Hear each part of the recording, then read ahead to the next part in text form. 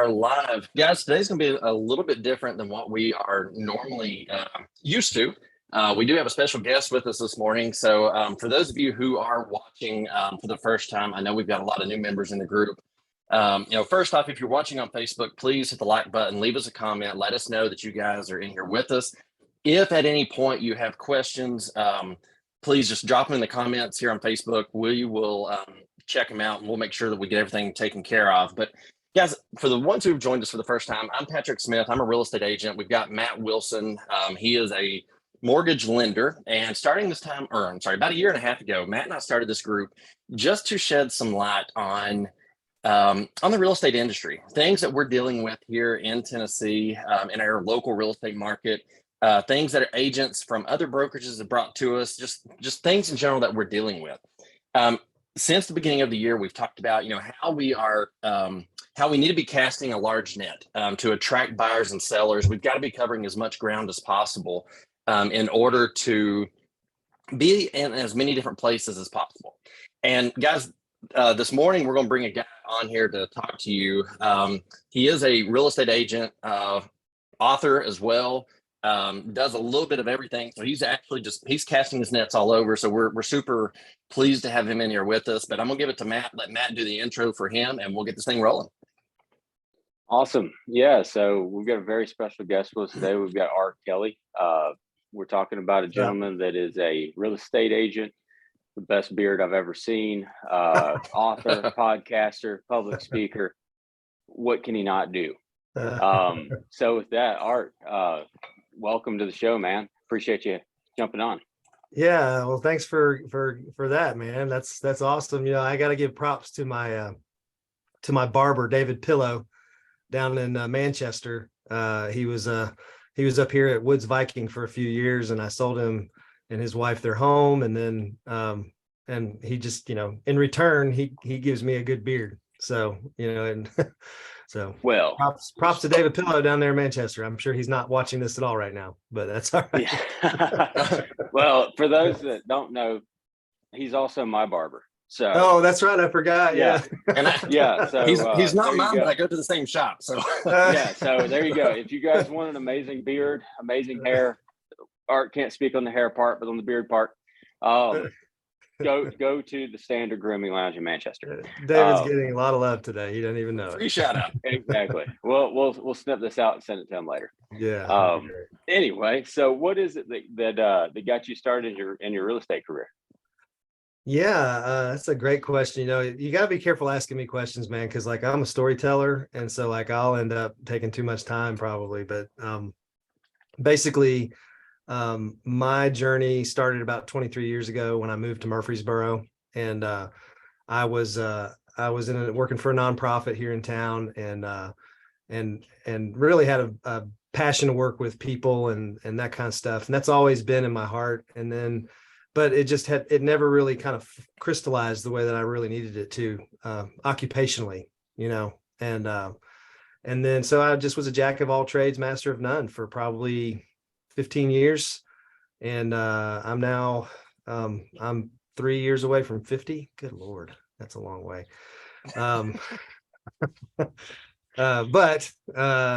it's about 7-8 years ago, my wife and I started having conversations, and we're like, man, I got to do something. What am I going to do when I grow up? And I'm already in my late 30s at the time. And so I saw all the people moving into Middle Tennessee. I mean, honestly, it was like, I know something about myself that I like to connect with people. I've always enjoyed networking and just making friends. I don't even really like the word networking. It sounds too businessy, but just connecting with people in the community. And I saw all these people moving here. My wife is a photographer, and so she had been doing lots of pictures of families that were moving here from places like California was the main one, right? Like you just keep hearing people say, oh yeah, I'm from LA or Northern California or whatever.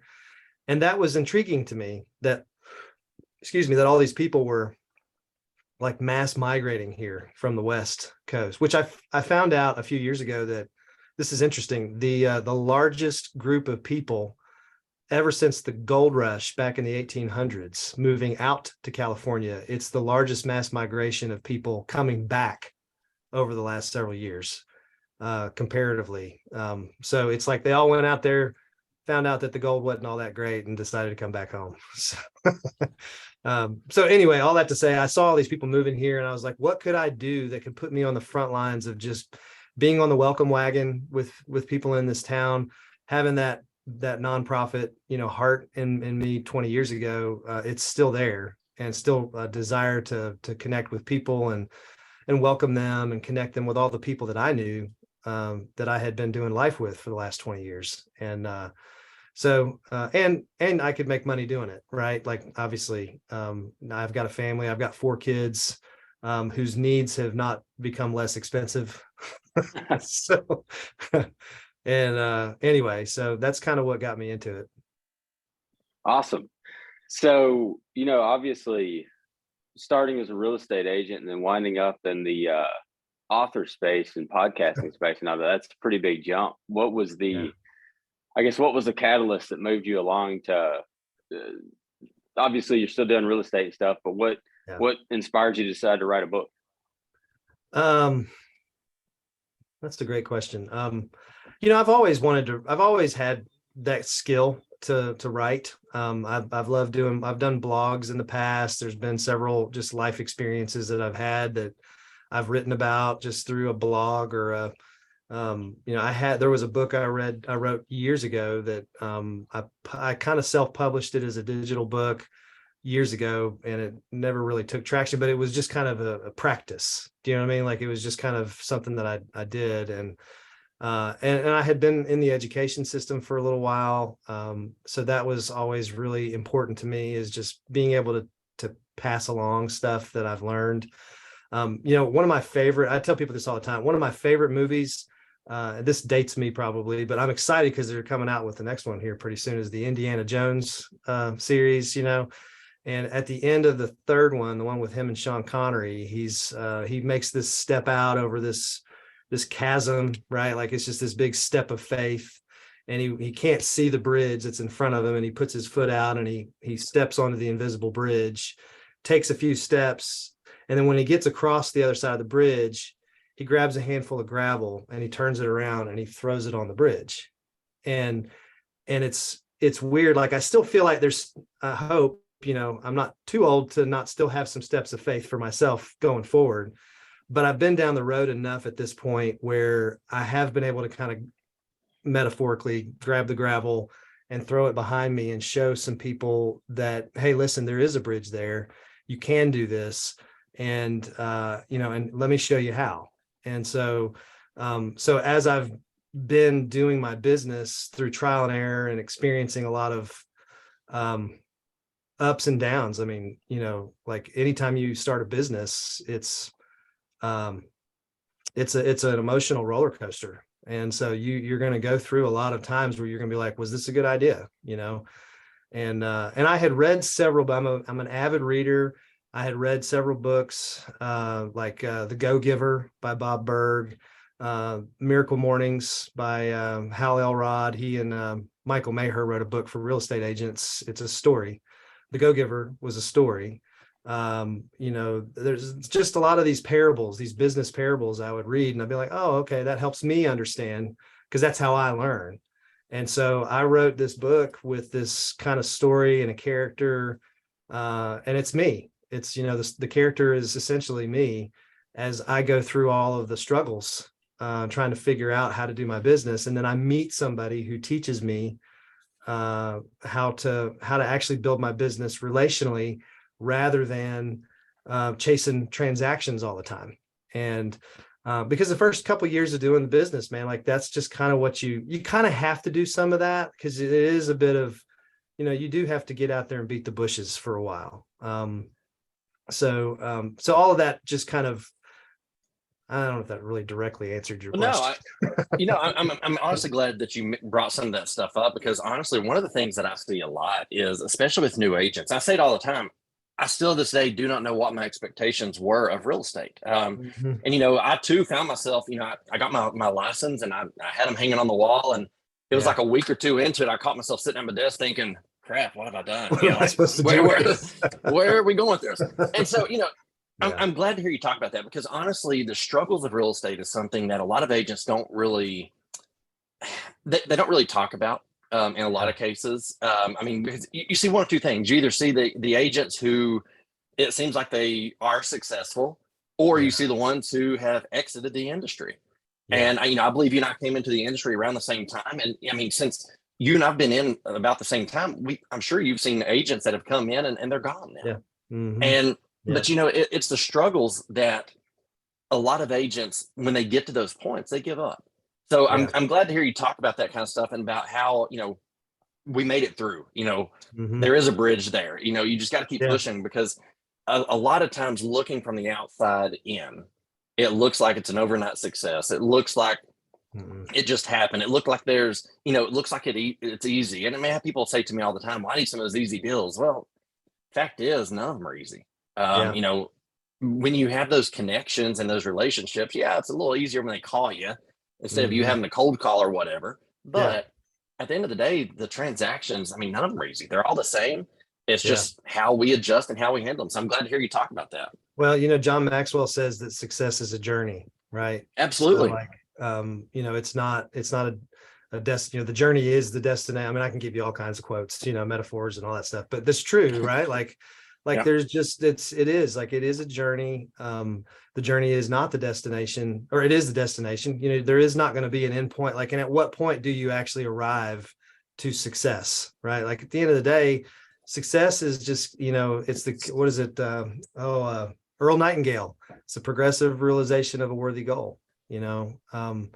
Just continuing to move forward and to push forward and to push yourself to become greater than what you have been.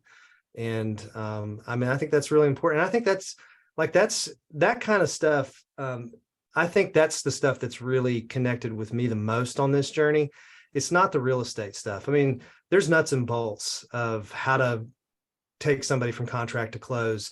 You better be, damn good at your job, right? Like you better be good at your job whenever you're out there. So go to the contract classes, go to the classes on how to negotiate, go to the classes that teach you all the nuts and bolts. But ultimately, focus on the personal growth stuff, because who you are is going to show up in the way you do the contracts and you do the negotiations, all that stuff. You're going to bring the essence of who you are into all of that stuff. And people will be able to figure out pretty quickly if you're a person that is worthy of continuing to do business with in the future. And so the original tagline for my book was how to become the kind of person others want to do business with. But which is great, but that's just a really long tagline. So it was too much for my front cover.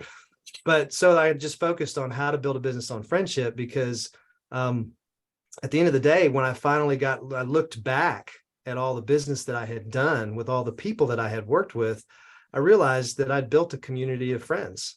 And by the time I get from when I meet somebody for the first time to the time we close on their house, there's this process that has happened that I look back over and I go, oh, well, I did these things and then friendship resulted.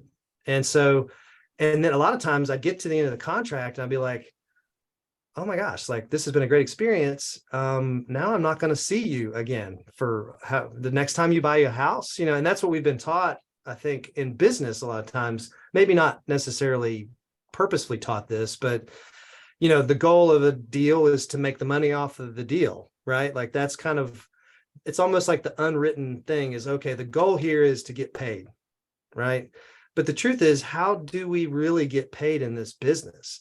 Well, what I found was that, yeah, I mean, I had get a client, carry him from contract to close, and I would get a paycheck at the end of that process. But then I would be without a job at the end of that, right? Like now I'm in the constant business of trying to get another job. And people asked me early on, what do you do for a living? And for the first couple of years, I just told them, well, imagine if you woke up every single day and you don't have a job and you've got to go find one. Like that's what it's like being a real estate agent, especially on the front end. And so then I was like, there's got to be a better way, right? Like, please, God, there's got to be a better way, And then I realized, oh, if I would just stay in contact with the people and really love my new friends well enough to be able to connect them with people that I knew here in this town so that they can do life. So if they ever have when they have a problem with their electrical in their house, they can call my electrician.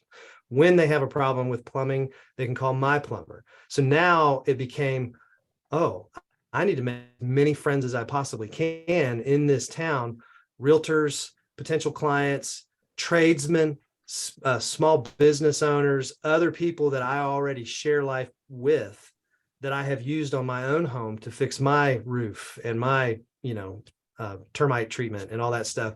So when you get me as a real estate agent, I also was thinking, okay, I mean, we make good money on these deals, right? Like we're making 2-3%, whatever.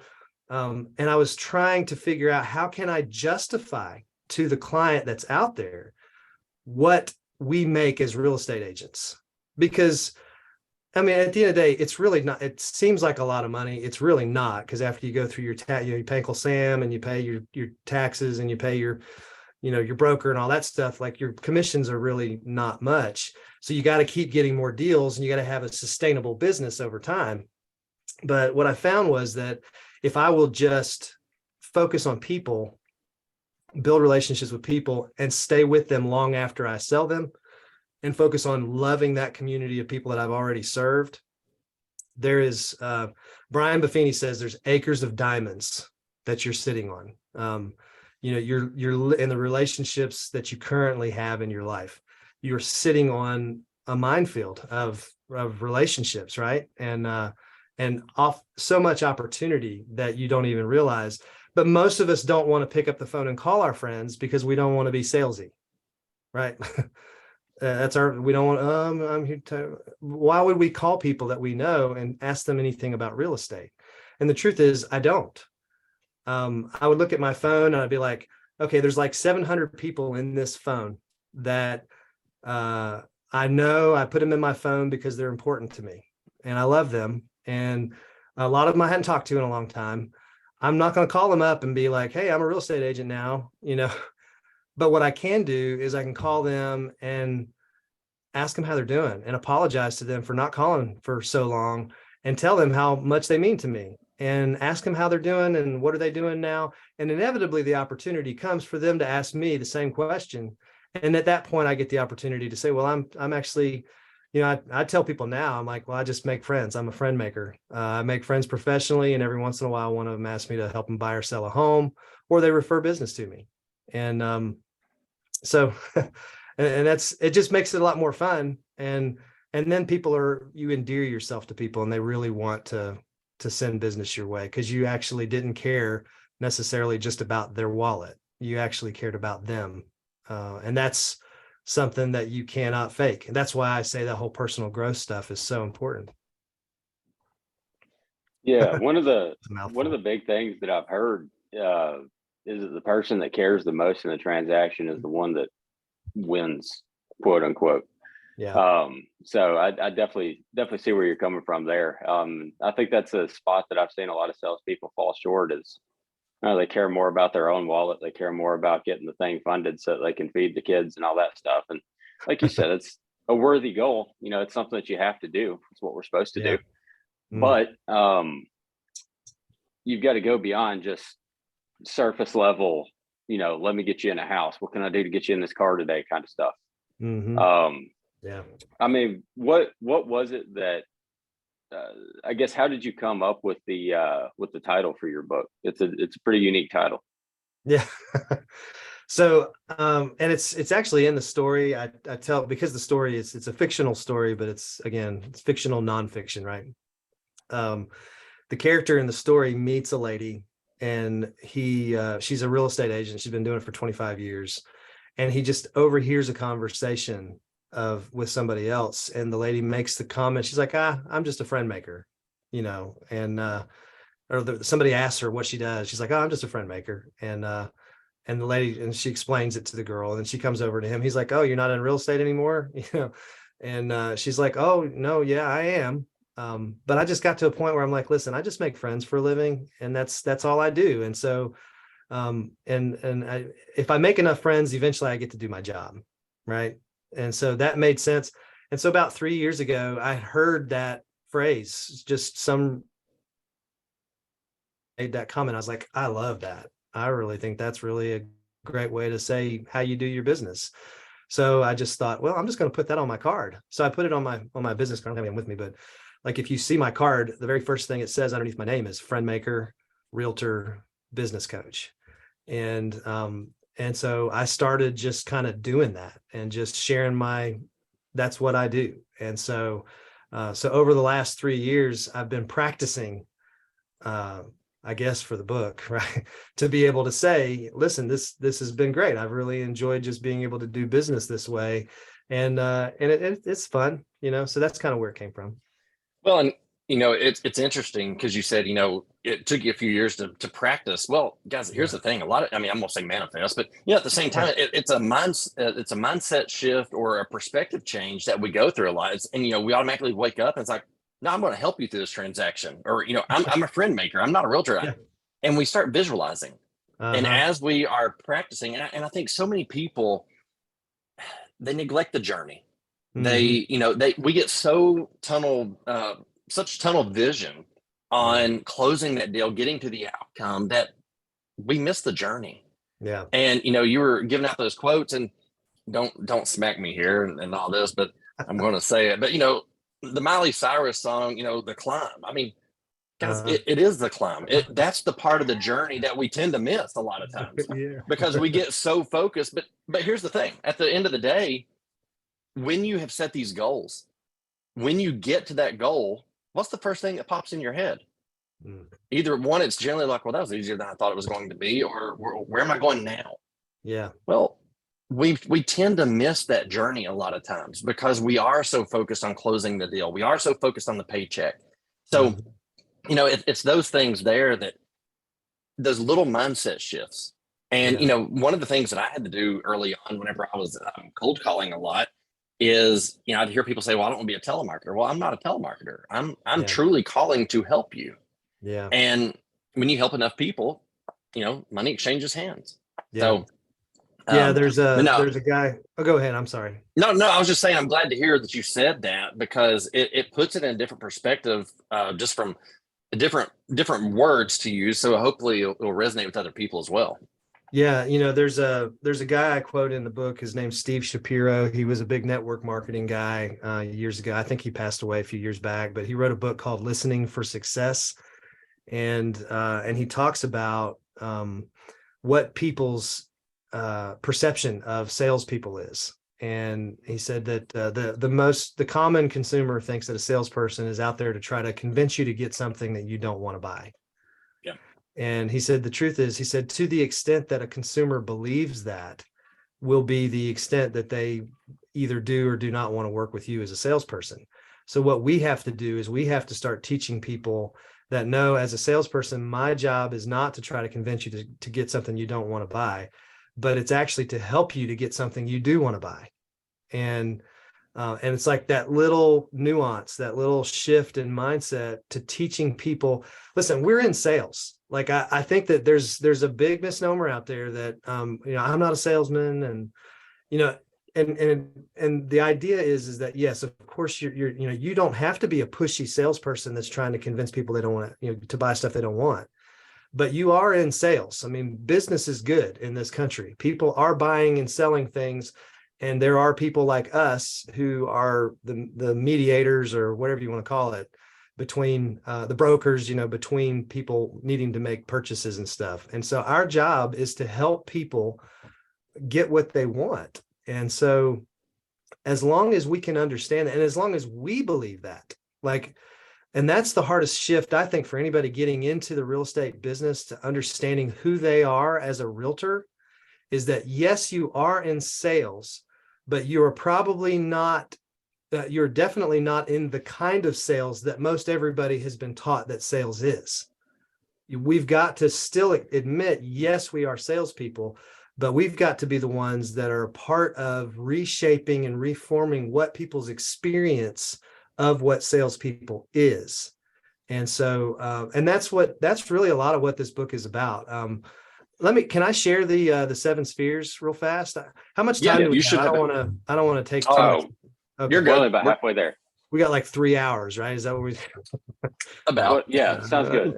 Yeah. All right, let me show you guys. There it is. Can y'all see that? Yes. Yes. Okay. So what happened was I realized there was this process, right? The process that I take people from the beginning to the end, when contract to close, when I meet a new client, what do I do with them? That was kind of what was happening. And my wife and I were on vacation. It was 2020. We were at, excuse me, we were at a condo down in Fort Walton. We're just having like an anniversary weekend, and she had a business thing she was doing for photography that week.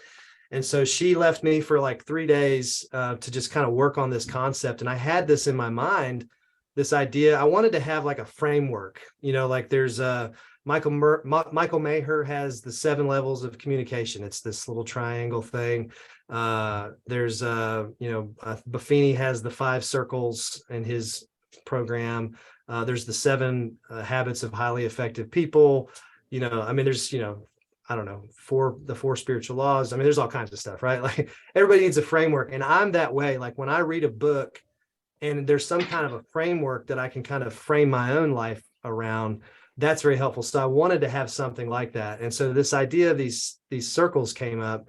And then I realized, well, the circle is a kind of a 2-dimensional thing.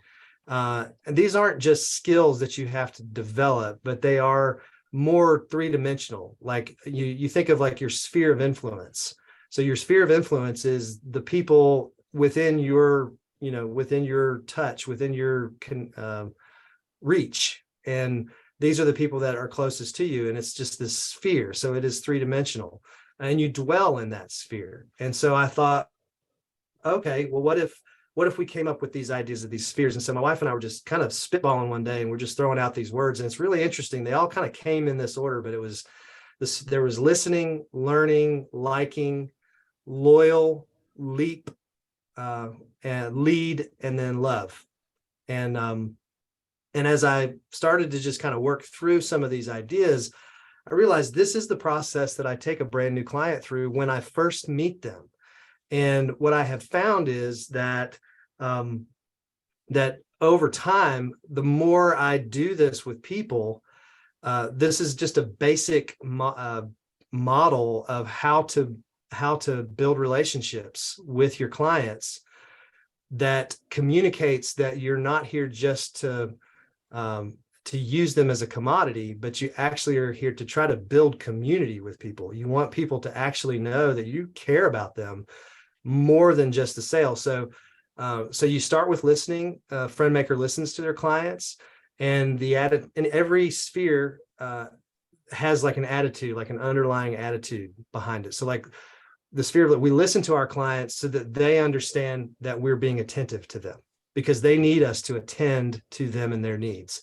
So you begin that conversation with people by shutting up and by listening. As you listen to them, they kind of grow on top of each other. But as you listen to your clients, probably with a pen and paper, right? Like you're going to write down some of the things. You're going to start asking them questions, and you're going to move into the sphere of learning, where you actually learn your clients. And by learning your clients, you communicate to them the attitude of understanding. So first of all, you're being attentive. Now it's about understanding. And then as you move past that one, you get into the sphere of liking. Now, this was one that was really interesting as I was talking through with my broker and some other friends of mine, because I'm a people pleaser at heart. And so I didn't want this to be a sphere where it's all about, trying to get people to like me. That's not what this is about. But the idea of the sphere of liking is people generally, they want to be listened to. They want you to learn who they are, figure out what makes them talk. And they genuinely want you to like them. Like they won't say that. Like people aren't going to you're not going to have a client that's going to look at you and be like, hey man, I really wish that you would just enjoy who I am. Like you're not going to get that. Or you're not going to hear people, I really wish you would like me more. People aren't going to say that, but I guarantee you people want that, and so what the real underlying attitude of liking people is respect. People just want to know that you have a general respect for who they are. and that you treat them as human beings, that they are not just something that you can use to get what you want out of them, but that they actually really feel like you genuinely like them. And then, so once you've kind of gotten through those spheres, you get to the sphere of loyalty. FriendMaker is loyal to their clients, and the attitude there is advocacy. So, and as a real estate agent, as a business person, you know, your client needs to know that you're on their side, that you're not being combative with them, that you're not trying to again, you're not trying to help them get something they don't want, but that you're actually there to help them get something that they do want. Then there's the sphere of leaping, which this is where you start having harder conversations with people. This is where you're honest with people. So there's an attitude of risk taking here, because when you do have honest conversations, you run the risk of running them off. For example, I have a client that I just met this weekend. They came down here from Illinois just for the weekend. They wanted to look at houses. And I don't know if any of y'all have ever had this issue before, but people who sometimes don't have all of their ducks in a row financially, and they're not really ready to go buy a house today, often like to shop, and they like to look around, and they like to use real estate agents as tour guides. And so there came a point in our conversation where I actually told my client, this is the point in our relationship where I run the risk of losing you as a client. And I just lay it out in front of him. I said, listen, you guys are about 4 months away from buying a home. You have a house to sell still up in Illinois. There's a few things that need to happen before we start going and really delving into this process of showing homes and looking. And there's also a respect issue with the sellers of the homes that we're going to be looking at, that we need to be sure that we're being respectful of them. If you're not ready to buy a house today, then we probably don't need to be going and asking sellers to leave their home and uproot their family for 2 or 3 hours while you want to go look at a house that you're not going to buy. That's a respect issue. And this is a hard conversation to have with people who just want you to take them out on a tour of homes. But it's a necessary conversation for 2 reasons. Number one, you don't want to waste their time, because you are wasting their time if you do agree to do all of that stuff, because they're not ready and they need some time. And yes, they probably do need to do some shopping around. And that's why we accommodate from time to time, you know. But the other thing is, you're not getting paid. As a business person, you've got to think, what is a good business decision for me and my business?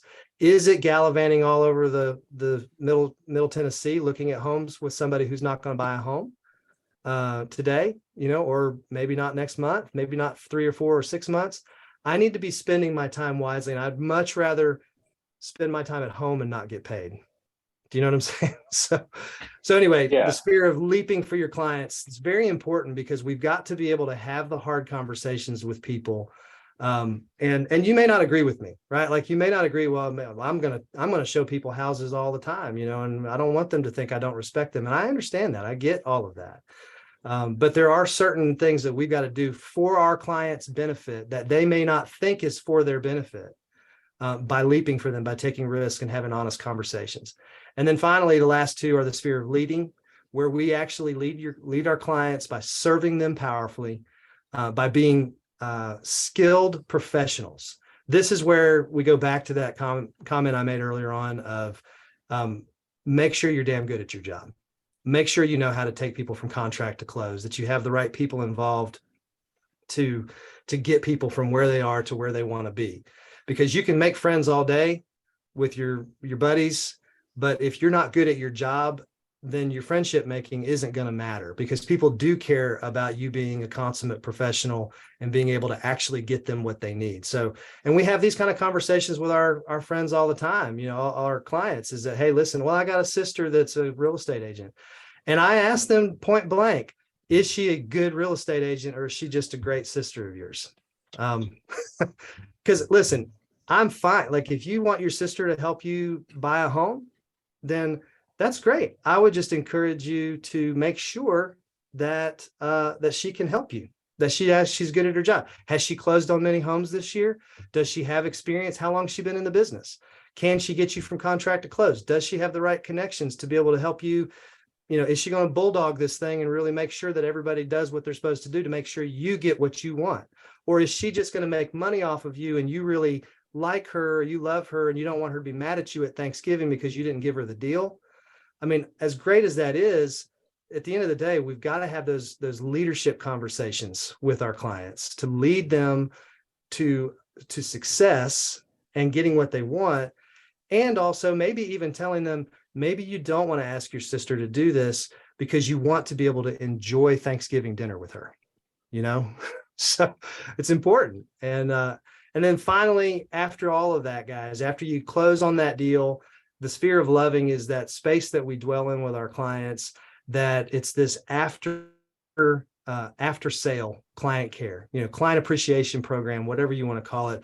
We're trying to communicate to people that we actually care about them. We're going to stay with them long after they purchase a home from us.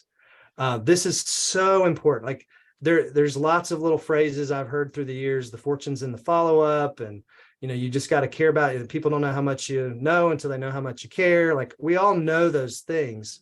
But the truth is that if we don't have a system of after the sale client care, then we will lose them to the next realtor that pops up on their radar whenever the time comes for them to either use a real estate agent or to refer a real estate agent to somebody. And so what I try to do with all my clients, I have kind of like a constant thing I do. I have a newsletter I put out every single month. It's a snail mail, personal. I spend a day writing it, printing it up. I either do it myself or I get my assistant, my daughter, my 15-year-old daughter, to stuff envelopes and put stamps and all that kind of stuff on it. And I got about 200 of those things that go out every single month. I make phone calls to all my clients once a quarter. I send handwritten notes to them once a quarter. And sometimes I'll even pop by their offices and I'll bring them a box of donuts or, a little gift at Christmas time or whatever. And I haven't done this as much as I really should, but I like the idea of throwing more parties. I think that we ought to be party throw. We haven't really been able to do that the last few years because of COVID or whatever. But that's how you show people you care about them. You endear yourself to people. And then over time, as you continue to dwell in these spheres with your clients who are now your friends, you continue to get referral business from them and they call you back. I had a guy call me just the other day. I hadn't talked to him in probably 7 years. I was in the school system and his wife and I worked together at a school here locally, and there had a death in the family. And so they're moving back home to Michigan. And so they're needing some advice, and they're not going to buy or sell a house today, probably not tomorrow, maybe a couple months. But again, it's just a seed that got planted 7 years ago because, I've stayed in contact with them. And so that's the 7 spheres of a friend maker. Ultimately, at the end of the book, I just tell people, I'm just a spoiler, but at the end of the book, I just tell people, listen, he who dies with the most friends wins. That's the goal here. It's a great way to live your life. It's a great way to do your business. And I have found it to be very, very rewarding. Yeah, that's, I like how you, one of the things that I think that should definitely be foot stomped here is that there's like basically 5 spheres before you've done anything transactionally speaking, really. Yeah. Yeah. And I think that a lot of the times people want to try to like jump straight to the transaction, but you're setting it up really nicely along the way. But one thing too that you said in there that I thought was really impressive is like the whole spirit of leaping thing. Sphere of leaping, spirit of risk taking. Not a lot of people, much less people that are real estate agents or lenders, have the amount of professional integrity and personal integrity to say, look, like you're not in a position to buy yet. Yeah. And I've also never heard anybody look at it and use the phrase, we also need to be respectful of the seller and their home because it's still their house right now. Yeah. So I mean, like, obviously there's a benefit to you of not going out and sightseeing with them, Yeah. Sure, take them to Hattie B's and wine and dine them there, I suppose, or burn them to Yeah. death, whichever. But the big thing is like, if you can't have that conversation, then you're never going to sell and never going to provide them the value that matters enough. You were just doing a transaction for them. And also, to get there, you had to go through, 4 other steps. I mean, it wasn't like you could come out the gate and be like, hey, look, no, you can't do that. Yeah. Well, and you find too that I think people do respect it when you tell them the truth. Yes. I think a lot of times we're afraid to have those conversations because we think I'm going to lose this client, right? Yep. Like we're thinking I'm going to lose this client, but you got to understand, like if they're the kind of client that you're going to lose because you told them the truth, you probably don't want them. And the truth is, what's going on in their mind on the other side when they're hearing you say something that you could lose them. Like there are people, I think when people, I think I appreciate about people who are honest with me is that when I realize you're saying something that is probably not going to benefit you by saying it out loud, because I could leave you, right? Like that actually endears me to somebody because I want to actually trust, I can actually trust that they're going, oh, you mean they're not desperate for me as their client? Like they don't have to have me as their client. And, I've had people look me in the face and just say, you know what, we feel like we're so lucky that we have you as our realtor. and I'm like, but the truth is, and that's, and again, that sounds super self-aggrandizing. I don't mean that way. I just think that, I think that we've got to be able to be honest with people. And when they see that we do really care about them and are willing to have those honest conversations with them, I just think that it ups our respect from them. They will actually have more respect for us as professionals because we're willing to say the stuff that nobody else is saying. And yeah, they might leave us. And that being said, I mean, I do have to clarify. I think one of the very important aspects of what we do in this relationship building process with our clients is wasting our time with our clients. Sometimes it's okay to waste your time. I'm not saying that you need to make a habit of constantly taking people on tour on Saturdays when you could be spending that time with your family. There's got to be some kind of balance. But if you set aside an hour or two to spend with people so that you can get as part of that learning process, right? So like, yeah, I can go, again, it just depends on your mentality. I can go show you homes, but my goal here isn't necessarily for you to look at a house that you're going to buy today. My goal in that experience is to get experience learning who you are as a client. So there is an element of like, it is a little dicey, right? Because if you do say, I don't want to spend time with you, you're going to get fired, right?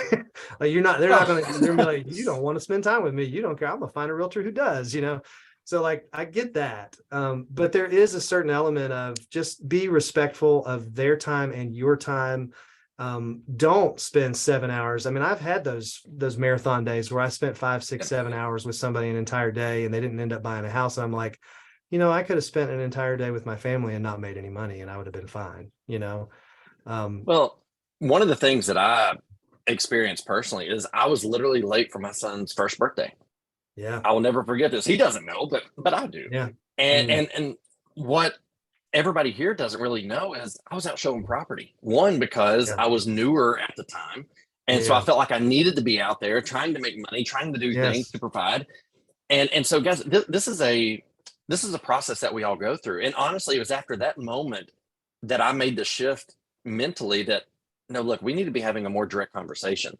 And honestly, what I found was it was when I personally opened up to the clients and really focused on the educational side, because like the example that you use there, what I find is whenever I'm putting them on the spot and we're talking, I find that to be the most educational opportunity, because at that point, a lot of times they don't understand how the process needs to work. And a lot of the times the agents are scared to even say anything because we are scared of losing that client. So Mhm. When we open up and say, look, guys, we need to look at this from a different way. This is the proper steps. We've got to be respectful to the seller. We've got to be respectful to me, to you. When we have those conversations, it allows the clients to open up. And I think there is a different level of respect that comes from that, because you're generally the first one that's put them on the spot like that. Yeah. So, Right. Yep. And I think as long as you can communicate that you're there to bring as much value to them as possible in Yep. some way, shape, or form, you do have to communicate that, listen, and that's why I oftentimes will start the conversation like, look, this is the conversation I have with my clients where I can lose you. And to be able to say that to somebody and be like, listen, I can lose your business right now through this conversation, but we need to have this conversation because it's an important conversation, and we need to communicate and be open. Tell me how you feel about this. After we have that conversation, I'm like, how do you feel about what I just said? And just get an idea from them. What are they really thinking? How are they feeling? They might be like, you know what, I'm kind of pissed off at you right now. You just told me you're not going to take me to look at houses. I'm like, okay, well, let me back up and let me go back and let's just talk this over again. And so yeah, I mean, and it's a very nuanced thing sometimes. You do have to be sensitive. You have to understand personalities a little bit too. There's certain personalities that will accept that conversation a lot better than others. And something else I wanted to share with you guys, and you'll probably see this on my book. And so this is the book. I don't know, can y'all see that is that backwards?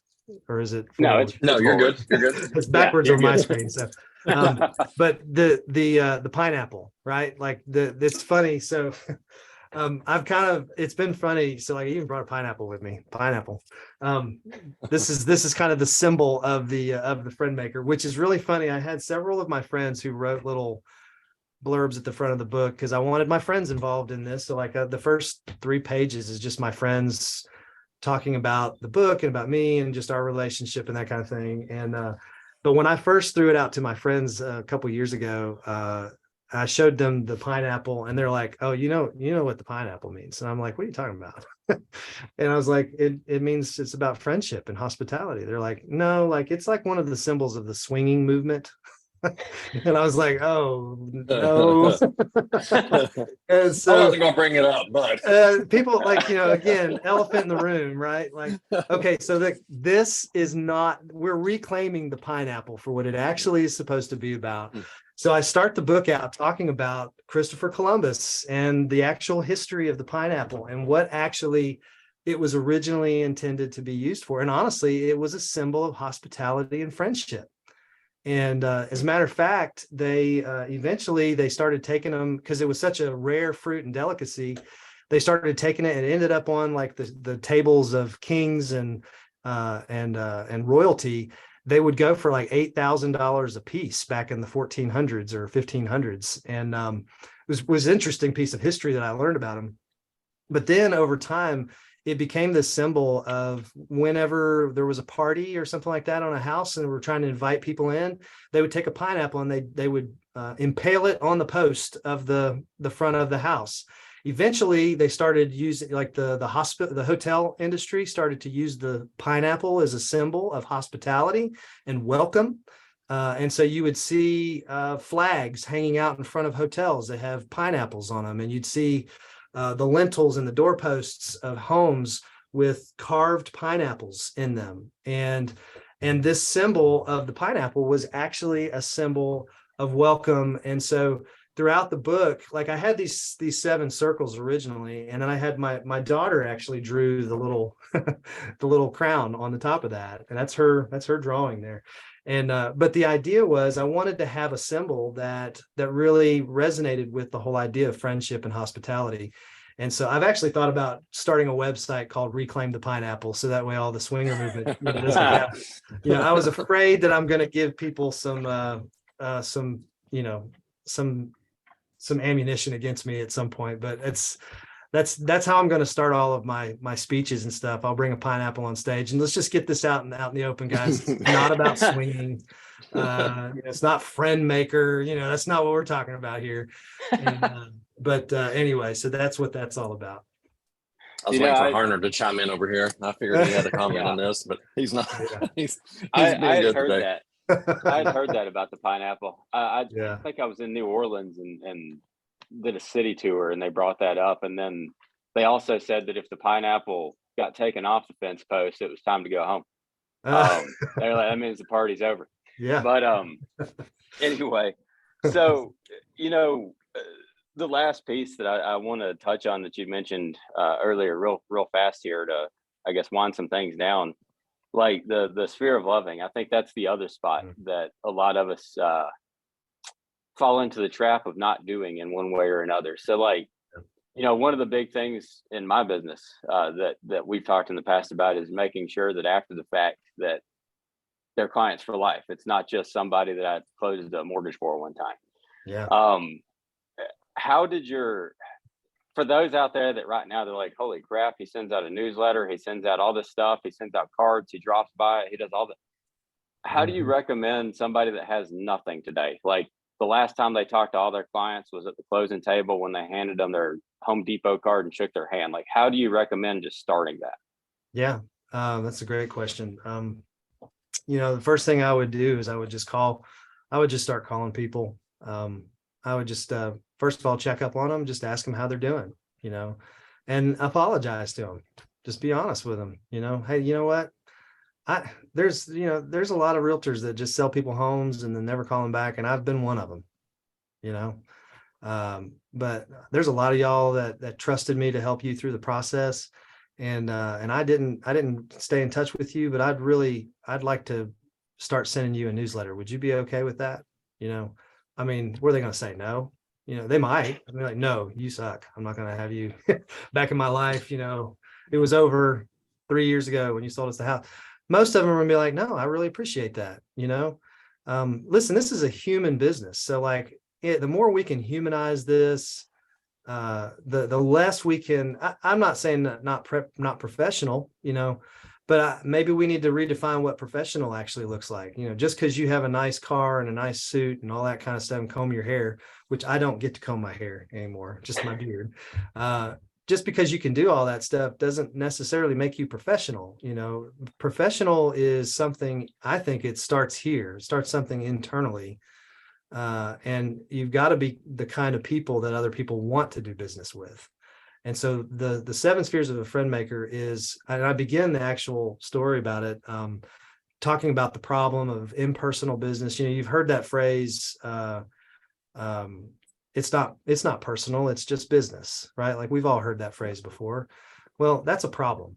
It actually, business is personal. It's very personal. And so we have a lot of euphemisms that basically allow us to stay detached from other people, so that we don't have to get in deep with them. So we don't have to take the risk of relationship. And the truth is people are messy. There's a lot of clients that I've had that I probably will never see again or never talk to again. I've had clients tell me over the phone, you're not my friend.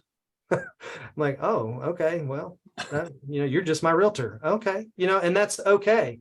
It's not going to connect with everybody. Everybody's not going to read this book or see this whole method and philosophy of business and go, yeah, I'm thumbs up. I'm ready to do. Not everybody's going to do that. I read something this morning that really, really challenged me. It basically said, if everybody liked my book, I probably wrote the wrong book. If everybody likes the way you do business, then you're probably not doing business the way you should be. The truth is it's not going to resonate with everybody. You're not going to connect with every single person out there, and that's okay. All the people that you've served in the past, there's going to be a few of them that probably aren't going to want to talk to you. They're going to think that you just sold them, made money off of them, and just left them on the porch to die. And you can't convince in everybody's mind that you're a great person after that, but what you can do is you can own up and you can just start over. And I would just begin, the newsletter was a game changer for me. When I started consistently putting out a monthly newsletter, consistently every single month, I found that I started to show people in my world that I was serious about my business and that I was serious about being a voice of value for them. And so So my newsletter doesn't just have like a bunch of real estate statistics on it. That's so impersonal. If all your real estate newsletters and emails is just real estate this and real estate that, people aren't going to read them. They're going to just throw them in the trash. I'd still say that a good portion of the people that get mine probably just throw it in the trash. But at the end of the day, I tell stories of clients that I've served. So on the front of my page of my newsletter is going to be the story of my friend Marcus, who just bought it. So this month's going to be Marcus. Picture me and Marcus at the closing table, and maybe a little snapshot of the house he bought. And we're going to talk a little bit about the process. Hey, I met Marcus a few years back, and tell the story. And congratulations, Marcus. I'm so excited for you buying your home. And then I also have I have like a shout out to a local business. So last month, one of my clients here in town, Jarrell, he has it's called Fish Window Cleaning. He does his own window cleaning business. He opened that up this last year. They had a baby. He and his wife, like when I met him, he was fresh from California, and he wasn't married. He was moving here it was like a parachute drop, just moving into Murfreesboro, bought a house over in Shelton Square, got married a year later, had a baby another year later, started a business another year later. And now he's on my newsletter, and I'm telling everybody about him because he's great and he does good work. And so that's in my newsletter. I put inspirational quotes and motivational stories and things that will be of value to people, so that when they pick up my newsletter, I hope that they anticipate getting it every month, and then it also keeps me in flow with them, so that if they do think about or run across somebody who needs to buy a home, I'm the first person that comes to mind, because I'm the one who stayed in their life over the last 3 years since they bought the home. But the thing is, if I hadn't been doing that every month for the last 3 years, I wouldn't be getting the business now that I'm getting, because of the just staying in touch with people. And so, yeah, that's what I would do. I would just start, don't rely on an email drip campaign. Yes, they're helpful. They keep people top of mind. The email is still one of the most impersonal ways of communicating, even though it is a big way of communicating, and it's not a bad way. I'm not saying this isn't a right or wrong, right? But there are ways to communicate through email that communicate you're just another person on my email list, versus personal. There's just, I mean, I don't know. I'm probably old school. Handwritten notes. I mean, at the end of the day, people actually open handwritten notes. I spend a lot of money in postage every single month. And I'm not very happy that stamps are going up to 63 cents already. So, but guys, listen, we are starting to run a little tight here on time. Yeah. Tell us where we can get the book. You can go to artkelly.org, and there's a link at the very top where you can click on it. It takes you straight to Amazon, and you can order it right there. That's the best way to get it right now. Okay. Or you can just go straight to Amazon and look up FriendMaker and 7 Spheres of a FriendMaker. Awesome. Well, Matt, do you have anything to wrap up with, or? Yeah, it was a pleasure getting to speak with you today, Art. Thank you very much for coming on. Yeah. I'll after we hop off here in a few minutes, I will post some links to that, your podcast, and all that sort of stuff in the group here, so everybody can get on there and grab them a copy of the book. And then I saw too, I guess you've got a CE class coming up pretty soon here. Is that something that's open only to Benchmark, or is that a general CE class? That's a great question. I'm not really sure just yet on that one, but there is one coming up at the end of March 22nd. I'll be doing it with Carrie Ann Sear. She's another mortgage lady in Franklin. And then I've got several other ones that I'm lining up for the year. So if you're needing somebody to come and speak, or even do another webinar like this, I mean, webinar is easy. I can just come in and do this with folks. One other thing real fast before you go, and I know we're running on time, but if you go to artkelly.org and you want to just kind of have a little self-assessment and figure out, okay, where am I in the 7 Spheres FriendMaker framework? There's a little place on that thing called survey, the 7 Spheres survey. You can take that survey. You have to give me your email. It's just the way I can collect emails and communicate with everybody. But it's a really great way. It's a 35 question survey. You can take it and it'll help you figure out, okay, where am I strong? Where am I weak? Which areas do I need to work on the most? And that's really helpful. Awesome. And guys, real quick, I did find the link to the Amazon book in one of my emails. So I did copy and paste it over into the group chat. So for those of you who are looking to purchase the book, there it is. Man, we appreciate you being on here with us. Guys, Okay. again, I hope you guys on Facebook have enjoyed it. Again, Art Kelly with Benchmark Realty here out of the Nashville area. If anybody has questions, needs anything, reach out to us, reach out to him, whatever we can do to help. But we will see everybody next week. Awesome.